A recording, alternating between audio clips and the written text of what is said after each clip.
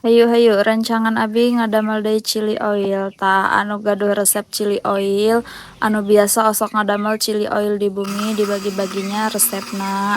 Ieu abi mah ngadamel chili oil na sapertos kieu nya abi mah nemean kitu pemula ieu oge kengeng tutor ieu teh. Tah abi ngadamel chili oil teh 3 hari yang lalu ayeuna bade ngadamel deui ieu teh soalna chili oilna entos saep. Tah ieu oge si chili oilna teh ngangge daun jeruk supados seungit kitu nya.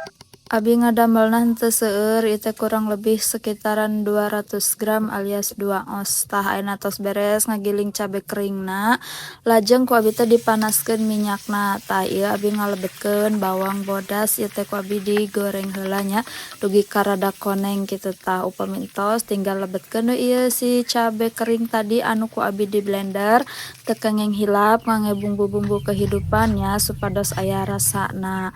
Tah upami atos mah ieu teh entong hilap tadi teh pas bade ngalebetkeun cabe teh si seuneuna teh dialitan nya ngarah henteu tereh tutung soalna upami lami teuing mah deui osok pait. Janten pas si cabena dilebetkeun teh si seuneuna ge langsung we dialitan.